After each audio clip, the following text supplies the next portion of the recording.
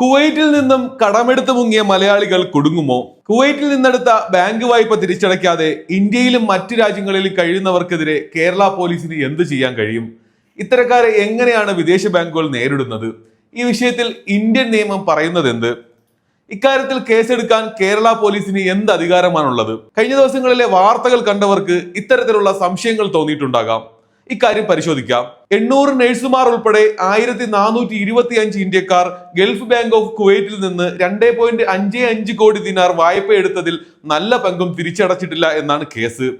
പലരും 1 കോടിയിലേറെ രൂപയാണ് വായ്പ എടുത്തിരിക്കുന്നത്. കുവൈറ്റ് ബാങ്കിന്റെ പരാതിയിൽ കേരളത്തിൽ കേസെടുത്ത 10 പേർക്കെതിരെ ഇന്ത്യൻ നിയമങ്ങൾ പ്രകാരം ചതി, വിശ്വാസവഞ്ചന തുടങ്ങിയ കുറ്റങ്ങളാണ് ചുമത്താൻ കഴിയുക. 7 വർഷം വരെ തടവും പിഴയും ലഭിക്കാവുന്ന കുറ്റമാണിത്.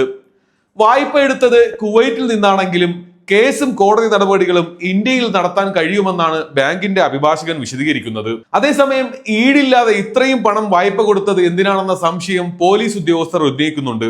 എന്നാൽ ശമ്പള സർട്ടിഫിക്കറ്റിന്റെ അടിസ്ഥാനത്തിൽ വായ്പ എടുത്ത ശേഷം അത് അടച്ചു തീർക്കാതെയും ബാങ്കിനെ അറിയിക്കാതെയും കുവൈറ്റ് വിടുകയാണ് എതിർകക്ഷികൾ ചെയ്തതെന്ന വാദമാണ് ബാങ്ക് ഉയർത്തുന്നത്.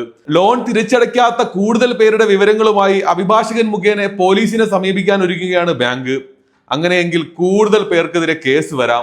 കുവൈറ്റ് ബാങ്കിലെ ഏജന്റുമാർ ഒരുക്കിയ കെണിയിൽപ്പെട്ടതാണെന്നും FIR-ൽ പറഞ്ഞിരിക്കുന്ന അത്രയും തുക വായ്പ എടുത്തിട്ടില്ലെന്നുമാണ് കുറ്റാരോപിതരുടെ വാദം. പലരും വായ്പയുടെ വലിയൊരു പങ്ക് തിരിച്ചടച്ചിട്ടുണ്ട്.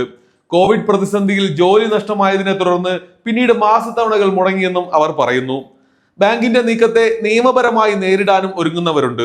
വായ്പ എടുത്തവർക്ക് ഘട്ടം ഘട്ടമായി തിരിച്ചടവിനുള്ള അവസരം നൽകുമെന്നാണ് ബാങ്കിന്റെ നിലപാട്. എന്നാൽ ഉയർന്ന ശമ്പളത്തിൽ ജോലി ചെയ്തിരുന്നപ്പോൾ എടുത്ത വായ്പ തിരിച്ചടയ്ക്കാനുള്ള സാമ്പത്തിക ഭദ്രത ഇവരിൽ പലർക്കും ഇന്നില്ല. ഇത് തിരിച്ചടവിനെ സാരമായി ബാധിക്കും. ഇതോടെ കുവൈറ്റ് വരെ വായ്പാ തിരിച്ചടവിൽ വീഴ്ച വരുത്തിയ ലോൺ ഡിഫോൾട്ടറായി പ്രഖ്യാപിക്കും. ഇവർ ഗൾഫ് രാജ്യങ്ങളിൽ ഇറങ്ങിയാൽ അവിടെ പിടിയിലാവുകയും നിയമ നടപടിക്ക് വിധേയരാകേണ്ടി വരികയും ചെയ്യുന്ന സ്ഥിതി ഉണ്ടായെന്ന് വരാം. നാട്ടിലെ നിയമ നടപടിയും നേരിടേണ്ടി വരും. കളക്ഷൻ ഏജൻസികൾ വഴി ലോൺ തിരിച്ചു പിടിക്കാനുള്ള ശ്രമങ്ങളും ബാങ്ക് നടത്തുന്നുണ്ട്. തിരിച്ചടവ് മുടങ്ങിയയാളുടെ ക്രെഡിറ്റ് സ്കോറിനെ സാരമായി ബാധിക്കുമെന്നതിനാൽ ഭാവിയിൽ മറ്റു വായ്പകൾ എടുക്കാനും സാധിച്ചെന്ന് വരില്ല. പല വിദേശ രാജ്യങ്ങളും ഇപ്പോൾ പുതിയ ആളുകളെ ജോലിക്കെടുക്കുമ്പോൾ മുമ്പ് ജോലി ചെയ്തിരുന്ന രാജ്യങ്ങളിലെ സ്ഥാപനങ്ങളിൽ നിന്ന് റിപ്പോർട്ട് തേടാറുണ്ട്.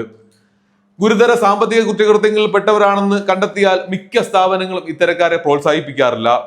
ഇത് തൊഴിൽ ലഭ്യതയിൽ മാറ്റമുണ്ടാകുമെന്നും നിയമവിദഗ്ധർ പറയുന്നു. ഇത്തരം സംഭവങ്ങൾ ആവർത്തിക്കാതിരിക്കാൻ സർക്കാരും ഏജൻസികളും സ്വീകരിക്കേണ്ട മുൻകരുതലുകൾ എന്തൊക്കെയാണ്?